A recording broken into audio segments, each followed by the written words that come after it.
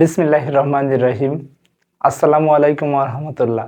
প্রিয় শিক্ষার্থীরা, welcome to মুমিনুরস teaching home. প্রিয় শিক্ষার্থীরা, এই ভিডিওটি দ্বারা আমরা তোমাদের নবম শ্রেণীর বিজ্ঞান বইয়ের ষষ্ঠ অধ্যায় পর্যায় সারণী এই অধ্যায় 6.1 এর দ্বিতীয় অংশ নিয়ে আলোচনা করব। তাই বাড়তি কথা না বাড়িয়ে চলে যাচ্ছি মূল ভিডিওর অংশে। তবে অনুরোধ থাকবে, তোমরা যারা প্রথম ভিডিওটি দেখোনি 6.1 এর প্রথম ভিডিওটা, এর পূর্বের ভিডিওটা দেখে আসবে, তাহলে এই অংশের পরের থেকে তোমাদের পড়তে সুবিধা বা বুঝতে সুবিধা হবে। চলে যাচ্ছি মূল ভিডিওর আলোচনায়। Audio Jungle।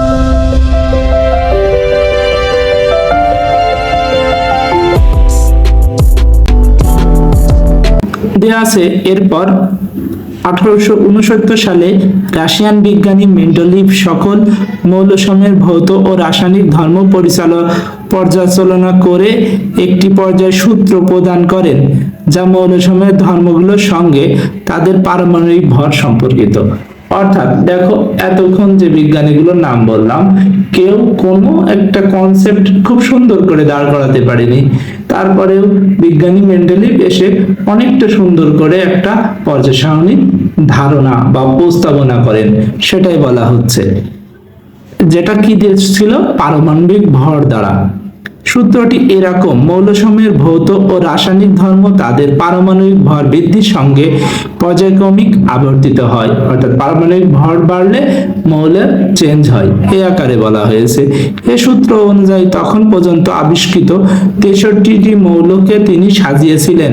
মৌলসমূহের 12টি আণবিক সারি এবং 8টি খাড়া কলাম এর ছক একটি ছকে তাদের পারমাণবিক ভর বৃদ্ধির অনুসারে সাজান এবং দেখান যে এই কলামের সকল মৌলের ভৌত ও রাসায়নিক ধর্ম একই রকম। অর্থাৎ ভৌত আর রাসায়নিক ধর্ম মিল থাকার মানে দেখাতে তিনি বলতে চান যে আমরা এখন সময় যেটা বলি গ্রুপ, অর্থাৎ প্রত্যেকটা গ্রুপে পর্যায় সারণীতে ধর্ম, ভৌত, রাসায়নিক মিল আছে। যেমন সোডিয়ামের নিচে পটাশিয়াম থাকে বা সিজিয়াম, ফ্রান্সিয়াম থাকে, এগুলো সব ক্ষার ধাতু। এখন এলাও না, এখন পারমাণবিক সংখ্যা অনুযায়ী পর্যায় সারণী সাজানো, যেটা সবচেয়ে বেশি যৌক্তিক এবং সবার কাছে পছন্দের এবং সঠিক হিসেবে বিবেচিত হয়েছে। আবার একই সারির প্রথম থেকে শেষ মৌল পর্যন্ত ধর্মের ক্রমান্বয়ে পরিবর্তিত হয়।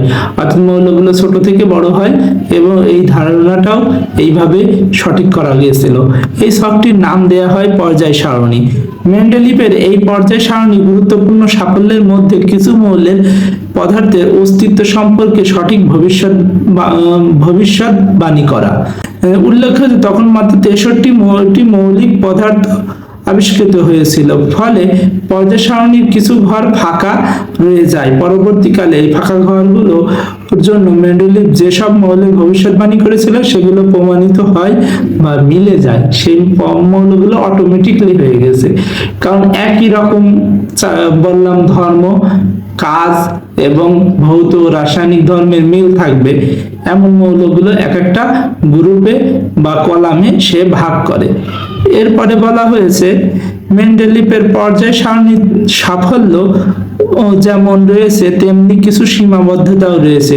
যেমন পারমাণবিক ভর অনুযায়ী মেন্ডেলিভ তার পর্যায় সারণীতে যেভাবে মৌলসমূহ বসিয়েছিলেন, সেই নিয়ম অনুযায়ী কম পারমাণবিক ভরের মৌলের অধিক পারমাণবিক ভরের মৌলের আগে বসার কথা। অর্থাৎ পারমাণবিক ভর বাড়লে সেগুলো পিছিয়ে চলে যাবে, এমন হওয়ার কথা ছিল। কিন্তু এই নিয়মের ব্যতিক্রম দেখা যায়। যেমন মেন্ডেলিভের পর্যায় সারণীতে আর্গনের পারমাণবিক ভর 40 হওয়া সত্ত্বেও পটাশিয়াম কম পারমাণবিক ভরের সংখ্যা পটাশিয়াম 39 পটাশিয়াম এর আগে বসেছিল, কারণ নিষ্ক্রিয় গ্যাস হিসেবে পটাশিয়ামের আগে আর্গন বসে। এটা করা হয়েছিল শুধু একটি গ্রুপের মৌলের ধর্মের মিল করানোর জন্য। এছাড়া হাইড্রোজেনকে পর্যায় সারণীতে সঠিক অবস্থান দিতে পারেননি। এমনই কিছু ভুল সঠিক পরিচর্যার মাধ্যমেই বর্তমান পর্যায় সারণী এসেছে।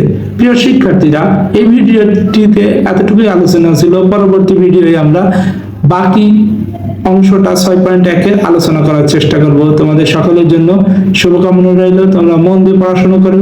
আসসালামু আলাইকুম ওয়া রাহমাতুল্লাহি ওয়া বারাকাতুহু।